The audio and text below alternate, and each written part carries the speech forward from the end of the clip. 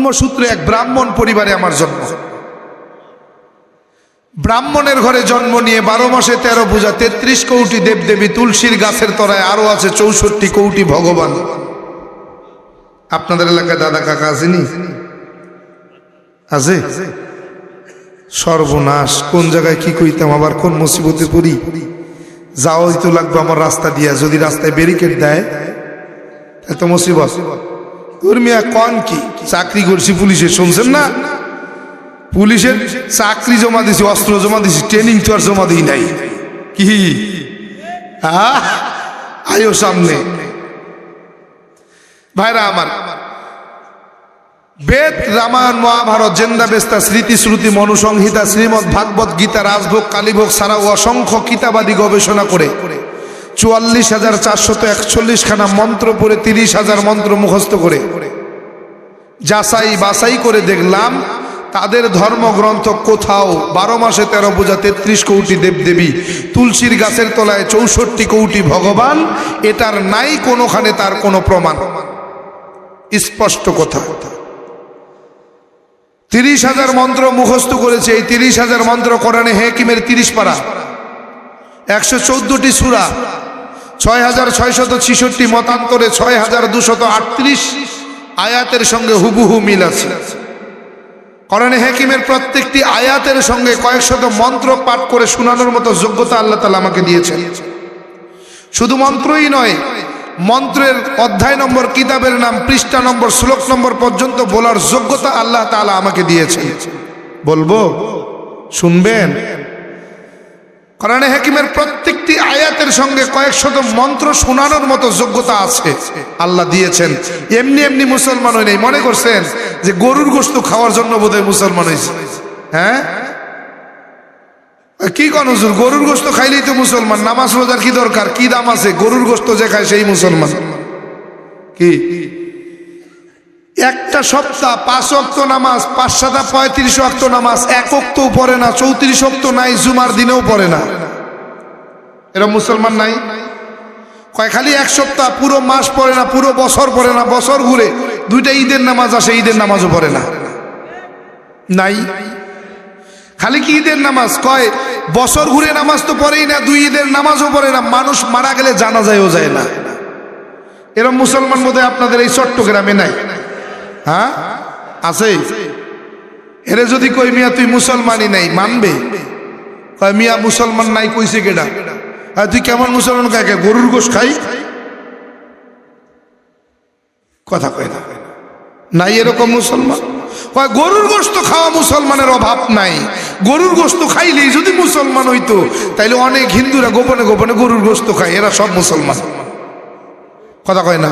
ও মিয়া, ইসলাম গ্রহণ করি নাই তখন দেখছি গরুর গোশতের কেজি 30 টাকা 35 টাকা কেজি বিক্রি। আরে ওই সময় যদি মুসলমান হইতে পারতাম, মন ভরে গরুর গোশত খাইতে পারতাম। এমন সময় গরুর মুসলমান হয়েছি যে গরুর গোশত এখন খুঁজে পাওয়া যায় না, 600 টাকা, 650, 700 টাকা কেজিতে বিক্রি হয়। কথা কয় না?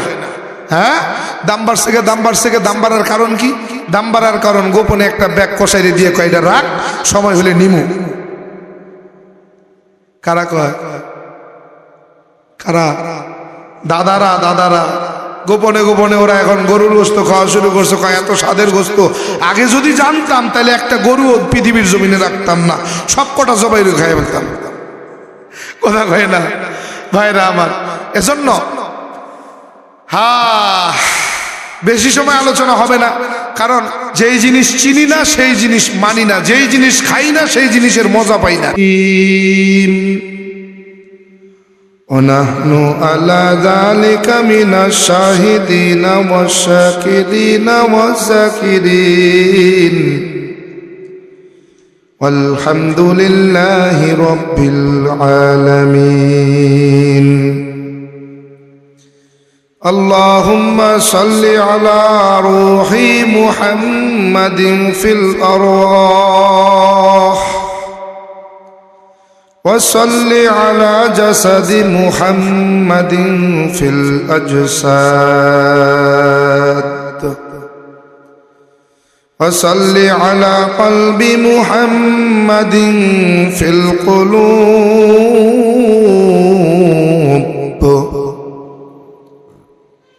وصل على قبر محمد في القبور بلغ العلا بكماله كشف الدجى بجماله حسنت جميع خصاله صلوا عليه وآله بلغ العلا بكماله كشف الدجى بجماله حسنت جميع خصاله صلوا عليه وآله لا إله إلا الله لا إله إلا الله لا إله إلا الله لا إله إلا الله لا إله إلا الله لا إله إلا الله لا إله إلا الله لا إله إلا الله لا إله إلا الله لا إله إلا الله لا إله إلا الله لا إله إلا الله لا إله إلا الله لا إله إلا الله محمد رسول الله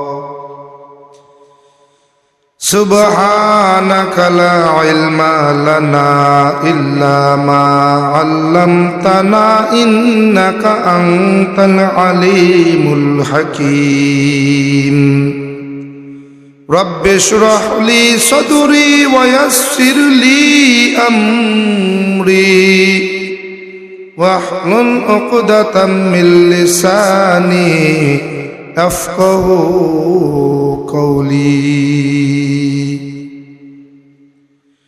এ দুনিয়া মিছে মায়া বলে ভাই শুধু আশার খেলা ঘর চোখ বুঝিলে দেখবি রে মনকে আপন আর কে বা পর কোথা থেকে আগমন কোথা যেতে হবে রে কে আনিল কি কারণে জানা নাই ভবেতে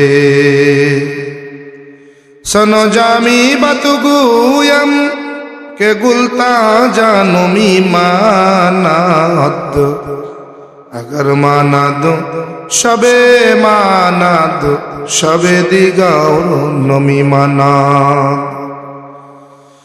दीप्त कण्ठे जमी कहे ফুলতা যা কি রয় কখনো এক রাত কি দুরাত রহে ভুল বুঝিস না তোর জীবন নদী পথে নৌকা চালাও ও মাঝি ভাই বেলা ডুবার আগে আমি ওপার যেতে চাই ডুবে গেলে বেলারে আর সে তো ওঠে না ভেঙে গেলে মেলারে আর সে তো জমে না হরণদ্বীপ মুন্সিপাড়া যুব কাফেলা উদয়ন সংঘের উদ্যোগে তৃতীয়তম বার্ষিক ইসলামী সম্মেলনের আজ 18 ফেব্রুয়ারি 2022 আয়োজিত অধ্যকার মহতি মাহফিলের সম্মানিত মহতারাম সভাপতি প্রধান অতিথি বিশেষ অতিথিবৃন্দ মুহাজ্জাজ মুকরম জাতির মাথার মুকুট ওরাসাতুল আম্বিয়া হযরত উলামায়ে কেরাম আমার সামনে বসা দূর দূরান্ত থেকে আগত আল্লাহ পাকের আশিকিন জাকিরিন শাকিরিন মুহিব্বিন মুরব্বিন আযম কলিজার টুকরা আমার সমবয়সী যুবক বন্ধুগণ স্নেহের ছোট ভাই পর্দার আড়ালে অবস্থানরতা সম্মানিতা শ্রদ্ধেয় শ্রবণরতা আমার মা ও বোনেরা সৃষ্টির মহান স্রষ্টা দয়াময় রব্বুল আলমিনের দরবারে লাখো কোটি শকর ও সুজুদ যে আল্লাহ পাক রব্বুল আলমিনে ফিতনার জামানায় কোরআন ও সুন্নাহর ভিত্তিতে সহি তরিকায় আপনাকে আমাকে বড় দয়া করে মায়া করে যাচাই ছাঁটাই করে হাজারো মানুষের মাঝখান থেকে বড় ভালোবেসে মোহব্বত করে মহতি মজলিস ওলামা ইকরামের মজলিস আল্লাহ ওয়ালাদের মজলিস জাকিরিন শাকিরিনদের মজলিস তথা জান্নাতের টুকরা বাগানে আসবার জন্য বসবার জন্য আমি অধম গুনাহগারকে কিছু বলবার জন্য আমাদেরকে বসে শুনবার জন্য কবুল আর মঞ্জুর করেছেন।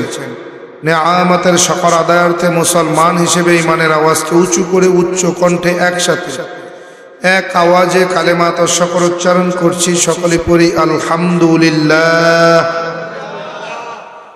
লক্ষ কোটি দুরুদ সালাম সাইয়্যিদুল মুরসালিন রাহমাতাল লিল আলামিন সাইয়্যিদুস সাকালাইন শাফিউল মুজনিবিন খাতামান নাবিয়্যিন পয়গম্বরে আরবি জনাবে হযরত মুহাম্মদুর রাসূলুল্লাহ সকলে পড়ি সাল্লাল্লাহু আলাইহি ওয়া আলিহি ওয়াসাল্লামের উপর। পবিত্র কোরআনে হাকিম থেকে একটি আয়াতে কারিমা তিলাওয়াত করেছি। বিশ্ব নবী শ্রেষ্ঠ নবী হায়াতুন নবী জিন্দা নবী পয়গম্বরে আরবি জনাবে হযরত মুহাম্মদুর রাসূলুল্লাহ সাল্লাল্লাহু আলাইহি ওয়া আলিহি ওয়াসাল্লামের অসংখ্য অগণিত অমীয় বাণী পবিত্র হাদিস শরীফ থেকে একটি হাদিসের অংশ বিশেষ তিলাওয়াত করেছি। আল্লাহ তাআলা যদি তৌফিক দান করেন সংক্ষিপ্ত পরিসরে কোরআন ও সুন্নাহর ভিত্তিতে সহি তরিকায় ইখলাস ও রুহানিয়াতের উদ্দেশ্যে কিছু কথা বলবো। আল্লাহ তাআলা আমাকে বলবার মতো আমাদেরকে বসে শুনবার মতো হিম্মত ধৈর্য আর তৌফিক দান করেন, বলেন আমিন। আরো জোরে বলেন আল্লাহুম্মা আমিন। ভাইরা আমার, এই মাহফিলের প্রচার প্রসার হয়েছে নাকি হয় নাই? মাইকিং পোস্টারিং বোধহয় হয়নি, করেন নাই, হয়েছে। এরপরেও শ্রোতার উপস্থিতি কম না বেশি? এলাকায় ঘন বসতি না পাতলা বসতি? এলাকায় হিন্দুর সংখ্যা বেশি না মুসলমানের সংখ্যা বেশি? হ্যাঁ, মুসলমানের সংখ্যা বেশি। তারপরে হালত এরকম কেন? উপস্থিতি কম কেন? আসলে উপস্থিতি কম হওয়ার পিছনে একটা কারণ আছে। আমি প্রায় সময় ঘটনাটা বলে থাকি, আপনারা হয়তো শুনে থাকবেন। আপনাদের এলাকায় সাপ চেনেন তো আপনারা নাকি? হ্যাঁ, একটা পানিতে থাকে, পুকুরে ডোবায়, খালে বিলে থাকে। এই সাপটারে কি সাপ বলেন আপনারা? হ্যাঁ, ধরা সাপ। আরেকটা সাপ গর্তের মধ্যে থাকে, এটারে কি বলেন? গোক্ষ সাপ বা গোখরা, কেউ বলে গোমা, কেউ বলে ফানক। হ্যাঁ কিনা? এই সাপটার বিষ কেমন? এই যে ফনা তোলে যেটা, কি কোন এটারে? জোহরা সাপ। আচ্ছা, এই জোহরা সাপের বিষ আর ধরা সাপের বিষ সমান না? কে? ধরা সাপের বিষ নাই, কিন্তু জোহরা সাপের বিষ অনেক। যদি ধরা সাপে কাউরে সবল দেয়, মানুষটা নগদে মারা যায়। হ্যাঁ, আর জোহরা সাপে যদি কাউরে সবল দেয় তাহলে মানুষটা এক সপ্তাহ এক মাস বাঁচে, সাথে সাথে মারা যায়। আচ্ছা, তার মানে বোঝা গেল জোহরা সাপের বিষ খুব বিষাক্ত, ঠিক না? আল্লাহ। তো মুসলমানের মধ্যে এরকম দুটা সাপ আছে, একটা হলো ধরা আর একটা হলো জোহরা। কি? জোহরা মার্কা সাপ যেগুলো, এগুলো খুব বিষাক্ত, খুব ভয়ঙ্কর। কারণ কি? এদের ইমানের শক্তি বেশি, পাওয়ার বেশি, বিষটা বেশি। আর ধরা সাপ যেগুলো, এগুলোর বিষ নাই, ইমান নাই, ইমান দুর্বল। এগুলোর সবলে কোনো কি নাই, ক্ষতি নাই। তো আপনাদের এলাকার এক আল্লাহর বান্দা সকালবেলা ফজরের নামাজ শেষ করে বাড়িতে যাইতেছে। বাড়ির সামনে যে খোলা জায়গা থাকে, এটারে আপনাদের এলাকায় কি বলে? আমাদের এলাকায় কয় আঙ্গিনা। আঙ্গিনা বা উঠান। তো ফজরের নামাজ শেষ করার পরে ভদ্রলোক বাড়ির সামনে যাইতেছে, যাওয়ার পরে উঠানে যায় দেখে একটা ইঁদুরের গর্তের মধ্যে একটা সাপ অর্ধেক ঢুকছে আর অর্ধেক বাইরে। যেহেতু মাথা দেখে নাই, মাথা দেখা যায় না, সেহেতু বুঝার উপায় নাই ওটা ধোরা নাকি জোরা। হ্যাঁ, তো বাড়িওয়ালা ভাবতেছে নিশ্চয়ই এটা জোরা সাপ হবে, কোনো বিষাক্ত সাপ হবে। ইঁদুরের গর্তের মধ্যে থাকলে আমি করি ব্যবসা, আমি করি চাকরি, যাব ডিউটিতে, এরপরে যদি এই সাপটা গর্তের থেকে বের হইয়া বাড়ির বাচ্চা ছোট ছোট ছেলে মেয়ে আছে, মহিলারা থাকে, কোনো মুসিবত ঘটে যায়, তাহলে কি করা যায়? একটা সাপুরে ডাইকা এই সাপটারে গর্তের থেকে বের করে সাপুরে দিয়ে দিই, নিয়ে যান।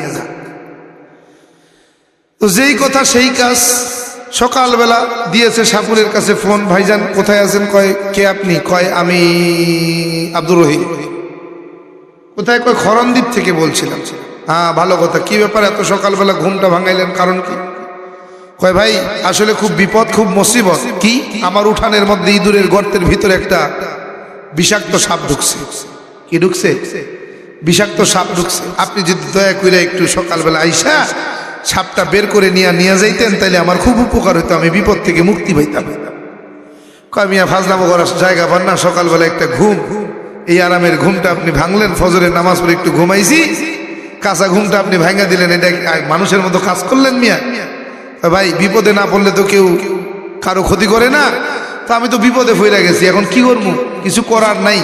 তা বিপদে পড়ার কারণেই আপনার কাঁচা ঘুমটা ভাঙাইছি। ভাই আসলে বিপদে না পড়লে বোঝা যায় না বিপদ কত বড়, কি ঠিক না?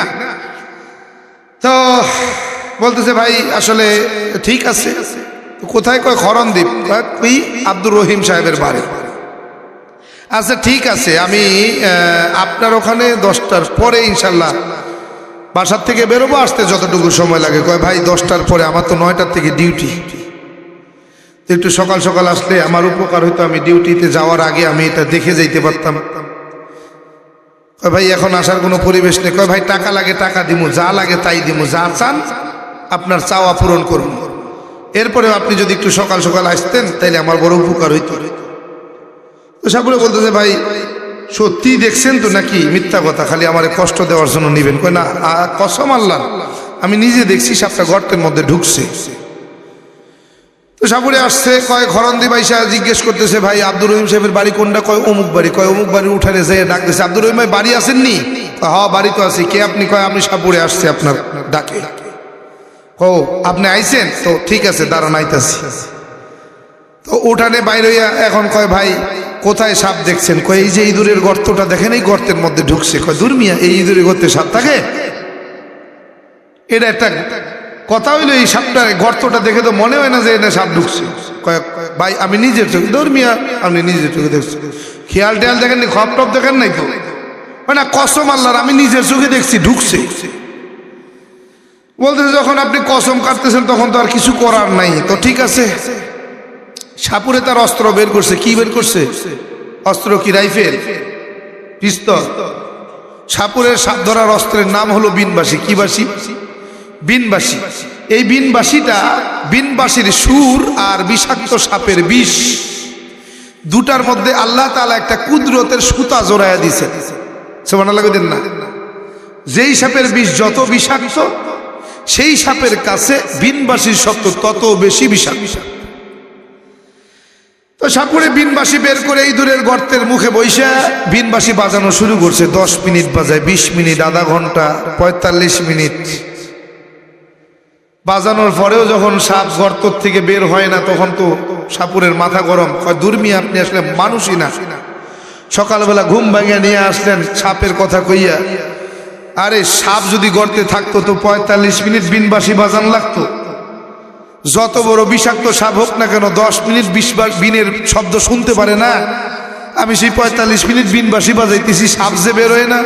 আরে মিয়া 10 মিনিট বিনবাসী বাজাইলে গর্তের মধ্যে তো দূরের কথা, ঝোপে জঙ্গলে সাপ থাকলে সাপ দৌড়াইয়া আমার সামনে হাজির হয়, আর আমি 45 মিনিট বিনবাসী বাজাই, সাপ তো আসে না। কারণ কি? আপনি ফাজলামি করেন না মিয়া, আপনার কষ্ট দেওয়ার জন্য নিয়ে এসেছেন সকালবেলা। কয় ভাই রাগ করেন না, কসম আল্লাহর আমি নিজে দেখছি সাপের গর্তে সাপ ঢুকছে। কয় তা আসে না কেন? কয় তা তো জানি না। কয় বাড়ি কোদাল আছে? কোদাল কি চেনেননি আপনারা? হ্যাঁ, বড় বড় বড় বড় বড় বড় তাহাজ্জুদ গুজারি আল্লাহর ওলিরা আছে না? হ্যাঁ, ওরে বাবা, জাদুর একটা অস্ত্র। হ্যাঁ, এই বড় বড় তাহাজুদ গুজারিরা, বড় বড় ইশরাক আওয়াবিন জিকির করনেওয়ালারা, ওই কামলা কয় তো আপনাদের এলাকা নাকি বদলা কয়? হ্যাঁ, কামলা নিচে ধানের আইল কাটবে, জমিন চাষ করে না, চাষ করার আগে একটু আইল কোদাল দিয়ে ঘাস মারে না, তখন এই আল্লাহর ওলি এক কামলা নিচে নেয়ার পরে কয় ভাই যাও মাঠে যাও, ওই জমিনটা চাষ করতেছে, ওই জমিনের আইলটা একটু ঘাসগুলো সাইডে দাও। তো কোদাল নিয়ে গেছে, কোদাল নিয়ে যাওয়ার পরে এখন কাটতেছে 2 আঙ্গুল 2 ইঞ্চি। হ্যাঁ, আল্লাহর ওলি যায় কয় মিয়া এই আইল কাটলে হইবে? এই কাটার কথা, এরকম আইল কাটলে কি জমি বলে? কয় কেমনে কাটমু? কয় আপনি দেখায় দেন। কয় ওইরকম কাটতে হয় না, কমপক্ষে 4 ইঞ্চি তো কাটবা। 2 বছর পরে 10 শতক জমিরে 12 শতক বানাইতে হইবে না? এরকম আল্লাহর ওলি বোধহয় আপনাদের এলাকায় নাই। হ্যাঁ, নাই। 10 শতক জমি 2 বছর পরে 12 শতক হয়, এরকম আল্লাহর ওলি নাই। হ্যাঁ, কাটে না বোধহয় আইল আপনাদের এলাকায়। চাষবাস হয় না নাকি? কথা দি কর না, চাষ হয় তো এরকম জমিনের আইল ঢেলে বিশ্বাস করবেন কি না না জানি না, আমার এলাকায় আছে, আপনাদের এলাকায় নাও থাকতে পারে। যেখানে শায়খুল ইসলাম আল্লামা শাহ আহমদ শফি রহিমাহুল্লাহর জন্মভূমি, এই জমিতে কি এরকম আল্লাহর ওলি থাকতে পারে? হ্যাঁ, এটা কোদালের বরকত আছে না, এটা কোদালের বরকত আমার এলাকায় আছে। আমি যে জমিনের উপরে একটা ঘর তুলছি, বাড়ি করছি আর কি, এই জমিনটা ছিল মূলত 31 শতাংশ, এখন আছে মোটে 22 শতাংশ। কমছে কেমনে? আমার পাশের জমি ছিল 22 শতাংশ, হয়েছে 32 শতাংশ। এ বেশি দিনের ব্যবধান না, 5 বছরের ব্যবধানে এই অবস্থা হয়েছে। তাহলে বুঝেন এলা কোদালের কত বরকত। সাপুরে বলতে ভাই কোদাল আছে নি বাড়িতে? কয় হ্যাঁ কোদাল তো আছে। কয় দেন কোদালটা দেন। কয় কি করবেন? কয় কোদাল দিয়ে সাপ বের করবো, বিনবাসী দিয়ে যখন সাপ বের হয় না তো কোদাল দিয়ে বের করবো। কোদাল নিয়ে গর্ত খোঁজা শুরু করছে, গর্ত খুঁজতে খুঁজতে খুঁজতে খুঁজতে গর্তের শেষ প্রান্তে যায়, দেখে 2টা ডোরা সাপ শুয়ে রয়েছে। কি শুয়ে রয়েছে? সাপুরে বলতেছে তাই তো বলি, 10 মিনিট বিনবাসী বাজাইলে যে সাপ গর্তের মধ্যে থাকতে পারে না, ঝোপে জঙ্গলে থাকতে পারে না, সেখানে 45 মিনিট বিনবাসী বাজাই, সাপ কেন গর্তের থেকে ওঠে না? আরে আগে যদি জানতাম তুই ধরা সাপ শুয়ে রইছ গর্তের মধ্যে, তাইলে কি এত কষ্ট করে বিনবাসী বাজাইতাম? তাইলে তো তোরে কোদাল দিয়ে খুইসাই বের করতাম। কথা কয় না, কথা কয় না, কথা কয় না। তো এখন আব্দুর রহিম ভাই, আপনাদের এলাকার যুবকরা, যুব কাফেলা, এরা চিন্তা করছে সমাজের মধ্যে কিছু বিষাক্ত সাপ ঢুকছে। কি? সুদ ঘুষে জয় লাভ করে ফেলেছে, বেনামাজি, বেপর্দা, বেরোজগার। হ্যাঁ, জাকাত ফরজ হয়েছে, জাকাত দেনওয়ালা নাই, জাকাত দেয় না। হজ ফরজ হয়েছে, হজ করে না। এরকম কিছু জেনা ব্যভিচারী করতেছে, বিভিন্ন রকম গুনাহে জর্জরিত হয়ে গেছে। এরকম কিছু বিষাক্ত সাপ এলাকার মধ্যে ঢুকছে, এই সাপগুলোরে বের করা দরকার। এজন্য যুব কাফেলা একটা উদ্যোগ নিয়েছে, কিছু সাপুরের দাওয়াত দিয়েছে। এই সাপুরেগুলো আসছে, আইসা এই সেই জুমার পরের থেকে বিনবাসী বাজাইতেছে। কি বাজাইতেছে? কোরআন আর সুন্নাহর বিনবাসী বাজাইতেছে। এই বিনবাসীর শব্দ শোনার পরেও কিছু ধরা সাপ মার্কা মুসলমান এখনো ঘরের বিছানায়, টিভির সামনে, চার দোকানে, জুয়ার আড্ডায়, মদের আড্ডায় বয়া বয়া সময় কাটাইতেছে। এদের কানে বিনবাসীর শব্দ পৌঁছায় না, কারণ এরা হলো ধরা সাপ, এদের বিষ নাই। কি নাই? বিষ নাই। মুসলমানের বিষ তো ইমান। কি নাম? মুসলমানের বিষের নাম কি? ইমান। এই ধরা সাপ মার্কা কিছু মুসলমান, যেই সাপগুলোর বিষ নাই, এই সাপগুলো এখনো ঘরের বিছানায়, টিভির সামনে, জুয়ার আড্ডায়, মদের আড্ডায়, চায়ের দোকানে বৈশা বৈশা আড্ডা দিতেছে। কথা বলেন ঠিক কিনা? এরা আসতে পারে নাই। না আসার পিছনে কারণ হলো একটা, তাদের কি নাই? বিষ নাই। এরা হলো কি? ধরা সাপ।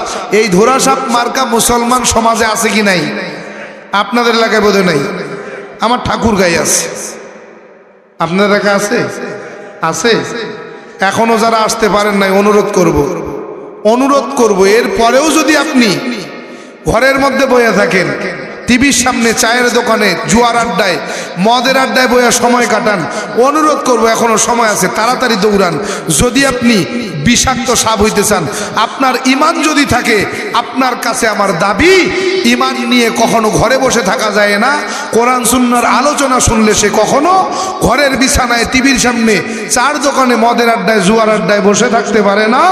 কোরআন সুন্নাহর আলোচনা শোনার সঙ্গে সঙ্গে সে কোরআন সুন্নাহর আলোচনার প্যান্ডেলে এসে হাজির হয়ে যায়। কথা বলেন ঠিক কিনা? ভাইরা আমার, এলাকায় একেবারেই নতুন। আপনাদের এলাকায় কিরকম মাহফিল হয়, কিরকম বয়ান আপনারা শোনেন আমার জানা নেই, আমি জানি না আপনারা কিরকম বয়ান শোনেন, গরম নাকি নরম, নাকি কিচ্ছা না কাহিনী, নাকি গান না গজল, কিচ্ছু জানি না। একেবারেই নতুন এলাকায় আসছি, আপনাদের এলাকায় নতুন মুখ, নতুন মানুষ, জানি না। তবে আল্লাহর কাছে দোয়া চাই, আল্লাহর কাছে প্রার্থনা দোয়া করি, দোয়া চাই আল্লাহ এই জবান দিয়ে ওই কথাগুলো বের করে দেন যেই কথাগুলো এলাকার জন্য, হেদায়াতের জন্য খুবই উপকারী। এই কথাগুলোর জন্য দিয়ে যেন আমি সর্বপ্রথম হেদায়াতের উপরে চলতে পারি, হেদায়াত পাইতে পারি। আর আমরা যারা বসে বসে শুনতেছি, আমরা যেন হেদায়াতের নূর নিয়া আমরা এখান থেকে বাড়িতে পৌঁছাতে পারি। আমিন কইবেন না? বুঝাতে পারি নাই বোধহয়। বোঝেন তো আমার ভাষা, বোঝেন তো? কারণ মুসিবতে আছি, এক এক দেশের বলি, এক এক দেশের গালি, কোন কথা কইতে যায়, কোন বিপদ এসে যায় জানি না তো। বেজার টেজার হইেন না। কোনো কথা যদি আপনাদের এলাকার গালি হয়ে যায় তাইলে আমার কিছু করার নাই। আমার এলাকায় যেটা গালি আপনাদের এলাকায় যেটা বলি হতে পারে, আমার এলাকায় যেটা বলি আপনাদের এলাকায় সেটা গালি হয়ে যাইতে পারে, কি ঠিক কিনা? বরিশালের এক বক্তা গেছে আমার এলাকায়, তো চার দোকানে কলা ঝুলাইয়া রাখছে, কলা বিক্রি হয় চার দোকানে। হ্যাঁ, তো কলা দেখার পরে, সাগর কলা চেনেন তো আপনারা নাকি? এই বড় বড় হয় যেটা, কলা দেখে খুব পছন্দ হয়েছে। বরিশাল এলাকায় এই সাগর কলা হয় না। এখন দেখার পরে যখন যায়া বসছে, মেহমানদারি চলতেছে, এখন মেহমানদারি যারা করতেছে তাদের কাছে বলতেছে, ভাই আপনাদের এলাকায় কেলা তো খুব সুন্দর। কি সুন্দর? আসেননি বরিশালের মানুষ? আবার কোন মুসিবতে পড়ি, খবরদার। এই কয় কেলা তো খুব সুন্দর। কি সুন্দর কেলা? হুজুর কেলা সুন্দর মানে? কয় দেখলাম চার দোকানে ঝুলাই রাখছে, কি সুন্দর কেলা, যদি খাইতে পারতাম, একটু আনতেন তাহলে মজা করে খাইতাম। হুজুর এখন কি কেলা খাইবেন, এটা কোনো ব্যাপার হইলো? অপেক্ষা করেন, কোন জায়গায় দেখছেন? কয় চার দোকানে দেখছি। এখন যাই চার দোকানে, কয় ভাই কেলা আসেনি? কেলা কয় না তো, কেলা তো নাই। পুরো বাজার খুঁজছে, কোথাও কেলা খুঁজে পাই না। কইরা ফিরে আসছে হুজুরের কাছে, কয় হুজুর কই কেলা দেখলেন? কেলা তো আমি খুঁজে পাইলাম না, গোটা বাজার খুঁজলাম, আপনি এসে কেলার কথা কইলেন, আমি তো কেলা তালাশ করে পাইলাম না। তো কেলা পাইলেন না কই? দূর মিয়া, কেলা পাই না। চার দোকানে ঝুলাই রাখছে। আরে মিয়া, ওই যে বড় বড় লম্বা লম্বা হলুদ হলুদ কলা, কলা চেনেন না? হ্যাঁ, এই কথা না আগে কইবেন। আমাদের এলাকায় কয় কেলা মানে গালি। কেলা মানে কি? গালি। আমাদের ঠাকুরগাঁ, রংপুর, উত্তরবঙ্গে কেলারে কয় গালি। তো কামিয়া কইবেন না কলা খাইবেন, এটা কোনো ব্যাপার হইলে? আরে কত কলা খাইবেন আপনি? আরে কলার কায়েন ধরে, মানে কলার সরা ধরে আপনারা দিয়ে দিবেন, বয়ে বয়ে খাইবেন। তো ওই যে এক এক দেশের বলি আর এক এক দেশের গালি। আমার এলাকায় কেলা মানে হলো গালি, কিন্তু বরিশালে কেলা হলো বলি। বলি আর গালি, দেখছেন নি খেলা কোথায়? এখন চট্টগ্রামে এলাকায় কোন ভাষায় কি কয় তা তো জানি না। আপনাদের ভাষা আমি বুঝিও না অনেক সময়। আপনাদের ভাষায় যখন আপনারা এলাকার মানুষ কথা কন, আমি কিচ্ছু বুঝি না, আমি খালি তাকায় থাকি কি কয়, আল্লাহই জানে। ঠিক না? হ্যাঁ, তাই বেশি সময় আলোচনা হবে না, খুব অল্প সময়, বেশি রাত পর্যন্ত আলোচনা করার তবিয়ত আমার নাই, অভ্যাসও নাই। হ্যাঁ, অল্প সময় আলোচনা হবে। আমি যখন আলোচনা করি সর্বোচ্চ আগে বয়ান করতাম 1.5 ঘন্টা 2 ঘন্টা, কি এর 3 ঘন্টা 3.5 ঘন্টা 4 ঘন্টা বয়ান করছি। এখন বয়স হয়ে গেছে না, বয়সের দিক, বয়সের ভার, এখন বার্ধক্য, বুড়ো হয়ে গেছি না। আমার বন্ধু বান্ধব যারা, তাদের সবগুলোর দাড়ি সব সাদা হয়ে গেছে। আল্লাহর খাস মেহেরবানি, আমার 2টা দাড়ি পাকছে। তাইতে আমার মেয়ে কয়, বাবা আপনি তো বুড়ো হয়ে গেলেন। কেমনে বুঝো মা বুড়ো হয়ে গেছি? আপনার 2টা দাড়ি পাকছে, জানেন আপনি? আরে বাপ রে বাপ, 2টা দাড়ি পাকলেই যে বুড়ো হয় তা তো আমার জানা ছিল না। তো বয়স হয়ে গেছে, এখন 1 ঘন্টা সোয়া ঘন্টা 1.5 ঘন্টার উপরে বয়ান করতে পারি না, করতে গেলে খুব কষ্ট হয়। তা আজকেও বেশি রাত পর্যন্ত আলোচনা হবে না, খুব অল্প সময় আপনাদের থেকে বিদায় নেব ইনশাআল্লাহ। ভাইরা আমার, আমি যে আয়াতে কারিমা আপনাদের সামনে তিলাওয়াত করেছি, হাদিস তিলাওয়াত করেছি, এর উপরেই আংশিক আলোচনা হবে। হ্যাঁ, তো আগে আমার পরিচয়, আমি মুসলিম মাওলানা আব্দুর রহমান জামি। জন্মসূত্রে এক ব্রাহ্মণ পরিবারে আমার জন্ম। ব্রাহ্মণের ঘরে জন্ম নিয়ে 12 মাসে 13 পূজা, 33 কোটি দেবদেবী, তুলসীর গাছের তলায় আরো আছে 64 কোটি ভগবান। আপনাদের এলাকায় দাদা কাকা আসেনি? আছে? সর্বনাশ, কোন জায়গায় কি কইতাম, আবার কোন মুসিবতে পড়ি। যাওয়াই তো লাগবে আমার রাস্তা দিয়া, যদি রাস্তায় ব্যারিকেড দেয় এত মুসিবত। মিয়া কন কি চাকরি করছি পুলিশে, শুনছেন না? পুলিশের চাকরি জমা দিছি, অস্ত্র জমা দিছি, ট্রেনিং তো আর জমা দিই নাই। কি আয়ো সামনে। ভাইরা আমার, বেদ, রামায়ণ, মহাভারত, জেন্দা বেস্তা, স্মৃতি শ্রুতি, মনুসংহিতা, শ্রীমদ ভাগবত গীতা, রাজভোগ, কালীভোগ ছাড়াও অসংখ্য কিতাবাদি গবেষণা করে 44,441 খানা মন্ত্র পড়ে 30,000 মন্ত্র মুখস্থ করে যাচাই বাছাই করে দেখলাম তাদের ধর্মগ্রন্থ কোথাও 12 মাসে 13 পূজা, 33 কোটি দেবদেবী, তুলসীর গাছের তলায় 64 কোটি ভগবান, এটার নাই কোনোখানে তার কোনো প্রমাণ। স্পষ্ট কথা। 30,000 মন্ত্র মুখস্থ করেছে। এই 30,000 মন্ত্র কোরআনে হাকিমের 30 পারা, 114টি সূরা, 6,666 মতান্তরে 6,238 আয়াতের সঙ্গে হুবহু মিল আছে। কোরআনে হাকিমের প্রত্যেকটি আয়াতের সঙ্গে কয়েক শত মন্ত্র পাঠ করে শোনানোর মতো যোগ্যতা আল্লাহ তাআলা আমাকে দিয়েছেন। শুধু মন্ত্রই নয়, মন্ত্রের অধ্যায় নম্বর, কিতাবের নাম, পৃষ্ঠা নম্বর, শ্লোক নম্বর পর্যন্ত বলার যোগ্যতা আল্লাহ তাআলা আমাকে দিয়েছেন। বলবো? শুনবেন? কোরআনে হাকিমের প্রত্যেকটি আয়াতের সঙ্গে কয়েক শত মন্ত্র শোনানোর মতো যোগ্যতা আছে, আল্লাহ দিয়েছেন। এমনি এমনি মুসলমান হই নাই। মনে করছেন যে গরুর গোশত খাওয়ার জন্য বোধহয় মুসলমান হয়েছে? হ্যাঁ, কি কোন হুজুর, গরুর গোশত খাইলেই তো মুসলমান, নামাজ রোজার কি দরকার, কি দাম আছে? গরুর গোশত যে খায় সেই মুসলমান।